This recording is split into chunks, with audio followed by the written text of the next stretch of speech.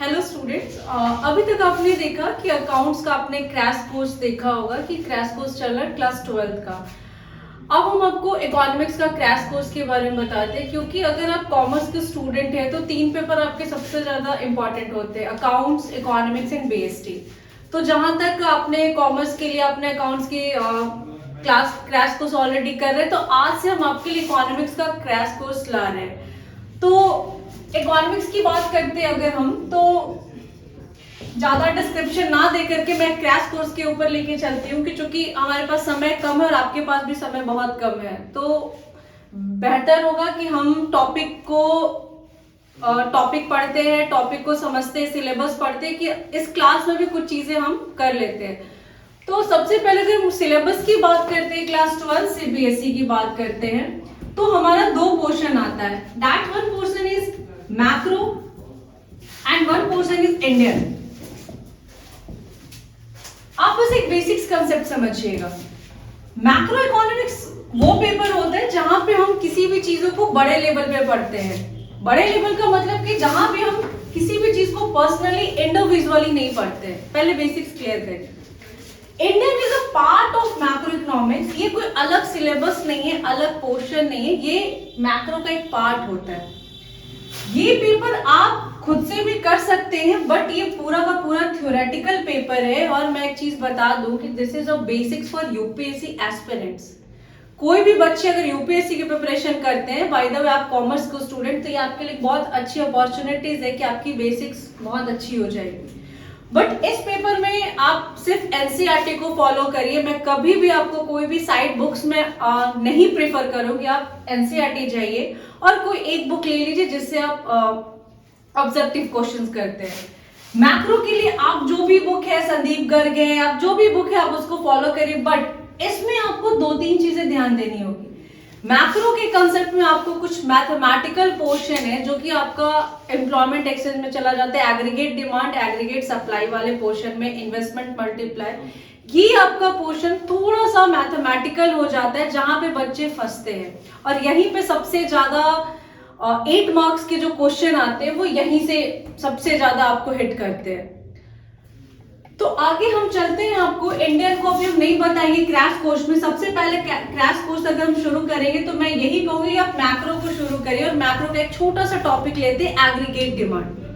मैं बहुत ज्यादा ये नहीं कहूंगी कि मेरा क्या परिचय है, मेरा क्या इंट्रोडक्शन है, और ये ऑलरेडी आपका हो चुका है। आप यहाँ पे एक कॉमर्स इनहेरिट है, आप उस पे जाइए, आपको सारी चीजें, सारे डिस्क्रिप्शन, सर मैम जो भी उनके बारे में आपको मिल जाएगी। तो मैक्रो का हम एक छोटा सा पोर्शन आपसे हम डिस्कशन करते हैं, aggregate demand and aggregate supply. थोड़ा सा इसको समझिएगा आप।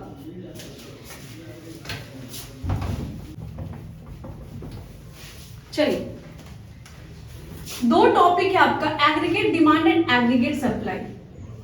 यहीं से न्यूमेरिकल क्वेश्चन आपको सीबीएसई में करता है। अगर एवरेज से ऊपर क्वेश्चन कभी भी करता है सीबीएसई में, तो बस यही एक टॉपिक है जहां से आपको मैथमेटिकल पूछता है कि एमपीसी अगर है, एमपीएस है, एपीसी है, एपीएस है, क्या क्या फर्क होता है, उनकी कैसे आप ग्राफ बनाइएगा, कैसे आप न्यूमेरिकल सॉल्व करिएगा।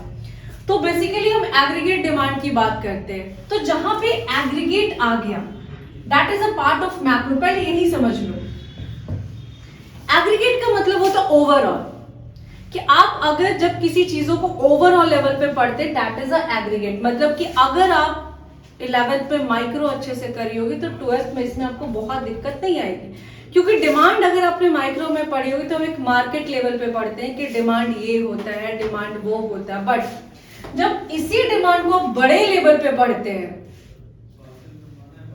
नेशनल लेवल पे पढ़ते हैं कि पूरी कंट्री का क्या डिमांड हो रहा है, लोग क्या कितना ज्यादा हमारा कंजप्शन एक्सपेंडिचर है, जब इसको बड़े लेवल पे पढ़ते हैं, that is called aggregate demand. जब इसी चीज को बड़े लेवल पे सप्लाई में पढ़ते हैं कि कितना ज्यादा सप्लाई हो रहा है बड़े लेवल पे, that is called aggregate supply. अब हम इनकी कंपोनेंट्स की बात करते हैं। एग्रीगेट में 5 कंपोनेंट्स होते हैं बेसिकली, पर आपके सिलेबस में 2 ही पढ़ना है, सी और आई, कंजप्शन और इन्वेस्टमेंट, अगर आपने पढ़ा होगा तो। हालांकि थोड़ा बहुत आप लोग जान लीजिए इसमें क्या क्या होता है कंपोनेंट्स में। पहला एक होता है private consumption expenditure, that means कि जो हम खुद कंज्यूम करते हैं, पर्सनल के लिए कंज्यूम करते हैं, that is called private consumption expenditure, जिसको हम लोग सी से डिनोट करते हैं। दूसरा होता है आपको इन्वेस्टमेंट एक्सपेंडिचर, जो कि आई होता है, जिसको हम लोग आई से डिनोट करते हैं। बेसिकली आपके सिलेबस में बस यही कहता है और फॉर्मूला भी यही कहता है, एटी बराबर सी प्लस आई। तीसरा कंपोनेंट होता है गवर्नमेंट एक्सपेंडिचर, जिसको हम लोग जी से डिनोट करते हैं। और चौथा होता है आपका net export, that means X minus M. Clear है यहाँ तक? आगे बढ़ते हैं। आगे हम जो भी है मैक्रो का, ये शेड्यूल ही है। अगर आप मैक्रो में determinants of income and employment chapter पढ़ रहे तो without schedule, without graph, without formula आप नहीं कर पाइएगा। और ये सबसे बेसिक्स है। तो सबसे पहले हम ये देखते हैं कि हमने देखा कि एग्रीगेट डिमांड में दो कंपोनेंट्स होते हैं, एक कंजप्शन और एक इन्वेस्टमेंट। तो हम एक शेड्यूल से देखते हैं कि लेवल ऑफ इनकम किसी पर्सन का ऐसे है, उसका कंजप्शन का क्या क्राइटेरिया, इन्वेस्टमेंट क्या हो रहा है और एग्रीगेट डिमांड क्या हो रहा है। तो एग्रीगेट डिमांड निकालने का फॉर्मूला हम बता चुके हैं कि एडी बराबर होता है सी प्लस आई, यानी कि दोनों को कितना कंजप्शन कर रहा है और कितना वो इन्वेस्टमेंट कर रहा है, वो उसका टोटल एग्रीगेट डिमांड है, दैट मींस उसका एक्सपेंडिचर है। तो अगर लेवल ऑफ इनकम जीरो है तो भी वो बंदा कुछ ना कुछ कंज्यूम करेगा ही करेगा, and this consumption is known as autonomous consumption. This is denoted by C not. ये one of the VVI topic है आपके लिए कि आपसे पूछेगा कि अगर आप कभी क्वेश्चन न्यूमेरिकल में दे देता है कि फाइंड द ऑटोनोमस कंजप्शन या what do mean by autonomous consumption, तो हमेशा ये चीज ध्यान रखिएगा कि अगर लेवल ऑफ इनकम जीरो है तो भी आपका कंजप्शन कुछ ना कुछ होगा, and this consumption is known as autonomous consumption. Investment आपका यहाँ पे कांस्टेंट लिया जाता है, ठीक है। अब हम शेड्यूल वाइज देखते हैं कि अगर लेवल ऑफ इनकम 50 है तो कंजप्शन उसका 75 रुपीज हो रहा है, इन्वेस्टमेंट उसका ऑलरेडी 70 पे, तो मेरा टोटल जो एग्रीगेट डिमांड होगा 175 होगा। ये सिंपल सा आपका लॉजिक है, आप ऐड करते जाइए C plus I, and this is called aggregate demand. अगर हम शेड्यूल देख लेते तो शेड्यूल से ग्राफ बनाना सबसे इजी है, और अगर आपने माइक्रो में नहीं पढ़ा है तो आप यहाँ पे एक बार ग्राफ देख लीजिए। ग्राफ कहता है कि आप एग्रीगेट डिमांड, इसमें तीन कंपोनेंट्स है, कंजप्शन, इन्वेस्टमेंट और एग्रीगेट डिमांड। सबसे पहले हम ग्राफ में देखते हैं। हम जब भी नीचे एक्स एक्सिस पे रखेंगे हम इनकम को लेते हैं, और वाई एक्सिस पे हमको जो तीन कंपोनेंट्स बनाने हैं हम उसको लेंगे। तीन में आपको पता है कि इन्वेस्टमेंट हमेशा कांस्टेंट जाएगा, पैरेलल टू एक्स एक्सिस जाएगा, तो इसमें कोई चेंजेस नहीं जाएगा, ये हॉरिजॉन्टल जाएगा, तो ये सिंपल सा लाइन चला जाएगा इन्वेस्टमेंट का। आगे अगर हम शेड्यूल में सबसे पहले हम कंजप्शन का ग्राफ बनाएंगे तो कंजप्शन हमारा जिस लेवल पे जाएंगे कि अगर इनकम, मेरा लेवल ऑफ इनकम जीरो है तो मेरा कंजप्शन कितना हो रहा है, एज लाइक 50, यानी this is called autonomous consumption, and ये यहां से शुरू होगा, याद रखिएगा। ये हमारा ग्राफ सी हो गया, कंजप्शन का ग्राफ हो गया। आपसे ये 8 नंबर का क्वेश्चन पूछेगा। मैं बार बार ये चीज कह रही हूँ कि आपके अगर सीबीएसई में अगर आपने इस चैप्टर को अच्छे से किया है तो आप एक जो सबसे ज्यादा स्कोरिंग चैप्टर है वो यही चैप्टर है।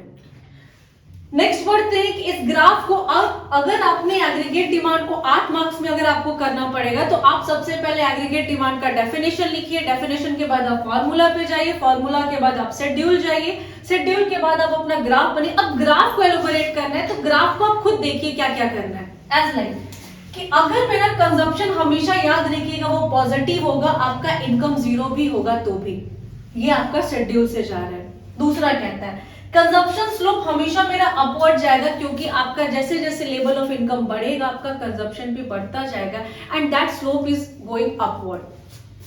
तीसरा कहता है कि आपका इन्वेस्टमेंट हमेशा पैरेलल टू एक्स एक्सिस होगा, ये कांस्टेंट होगा। ये अब ये चीज आप शेड्यूल देखिए और आप जितना ज्यादा एलोबोरेट कर सकते हैं करिए, कि जैसे जैसे लेवल ऑफ इनकम बढ़ रहा है मेरा लेवल ऑफ कंजप्शन भी बढ़ रहा है, मेरा इन्वेस्टमेंट हमेशा कांस्टेंट है, investment X axis parallel to X axis है।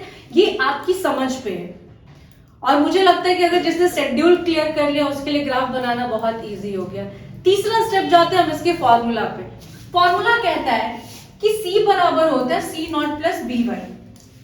दैट मीन्स कि C बराबर होता है कि अगर हम C नॉट, अगर हम इनकम जीरो ले लेते हैं, Y यहाँ पे इनकम डिनोट करता है, तो अगर हम Y जीरो ले लेते हैं तो C किसके बराबर हो जाएगा, C नॉट के बराबर, C बार के बराबर, ऑटोनोमस कंजप्शन के बराबर। आप यहाँ पे देख लीजिए नेक्स्ट कहता है कि ये थोड़ा सा ट्रिकी होता है, क्योंकि ये क्रैश कोर्स है तो हम बहुत ज्यादा एलोबोरेट नहीं करेंगे, हम ये मान के चल रहे होंगे कि आपकी बेसिक्स क्लियर होंगी। ये लीनियर उन बच्चों के लिए जो एवरेज से थोड़ा ऊपर है, नो डाउट, क्योंकि बहुत बच्चों को यही समझ में नहीं आता तो लीनियर को वो डिफाइन नहीं कर पाते। लीनियर में क्या कहता है, लीनियर कंजप्शन फंक्शन में सिंपल सा इसी को बस हम a और b के कंसेप्ट में लेते, दो वेरिएबल्स में लेते हैं कि c naught plus B Y. अगर हम c नॉट को a लिख दे या c नॉट लिखे तो कोई फर्क नहीं पड़ता है, और ये फॉर्मूला इस रूप में आता है c बराबर a प्लस बी वाई। हालांकि यहाँ पे a को आप c बार भी लिख सकते हैं, c नॉट भी लिख सकते हैं, ये आपकी समझ पे है। हम समझ रहे होंगे कि ये चीज लोगों की क्लियर हो गई होंगी।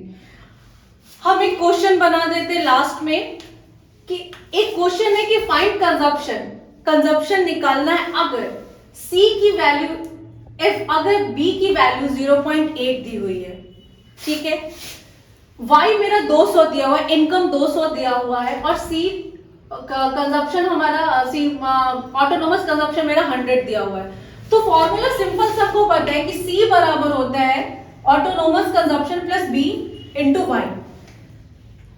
अब हम कंजप्शन में जब भी पढ़ेंगे हम सबसे पहले सारे वेरिएबल्स को देखेंगे कौन क्या दिया हुआ है, ठीक है।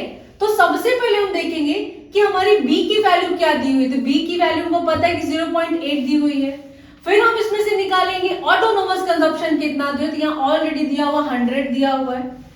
उसके बाद हम इनकम को देखेंगे, तो इनकम मेरा ऑलरेडी 200 दिया हुआ, बस सारे वेरिएबल्स को लेंगे, फॉर्मूला पे पुट करेंगे और आपकी वैल्यू आ जाएगी। तो हम एक छोटा सा डिस्क्रिप्शन आपको मैं बता रही थी, चूंकि ये क्रैश कोर्स था तो हम उम्मीद करते हैं कि बच्चों को एक बेसिक्स क्लियर हुआ होगा। आज आप अपने से घर जा करके एक बार शेड्यूल और ग्राफ खुद से बनाइए और एक बार इस क्वेश्चन पे इसी फॉर्मूले पे आपका आगे का पूरा चैप्टर एमपीएस एमपीसी जो भी है, जो बच्चों को सबसे ज्यादा टफ लगता है, इस क्लास को हम यहीं पे खत्म करते हैं। और मैं उम्मीद करती हूँ बच्चों से कि आज जाकर के इस चैप्टर को एक बार प्लीज थॉरो बैक कर लीजिएगा, क्योंकि one of the important chapter है। बाकी का कोई भी दिक्कत होगा तो डिस्क्रिप्शन में जाकर के इंस्टा का लिंक दिया हुआ है, आप वहां पे जाकर के सारी चीजों का फॉलो जो भी करना है आप कर सकते हैं। बाकी का अगर आपको किन्हीं को कोई क्रैश कोर्स फिजिकली या जो भी जिस मोड में भी करना होगा आप इस नंबर पे जाकर के संपर्क कर सकते हैं। कॉमर्स इनहेरिट करके बोरिंग रोड में है। बाकी का मैं सारे बच्चों को यही कहूंगी कि प्लीज बोर्ड पे फोकस करिए, आपका बोर्ड्स आ रहा है, क्योंकि अब जितना भी नई जो भी पॉलिसी आ रही है आपके मार्क्स बहुत ज्यादा इंपॉर्टेंट रखेंगे, क्योंकि आपको आगे जाने के लिए मार्क्स ही चाहिए। चलिए, ओके, थैंक यू।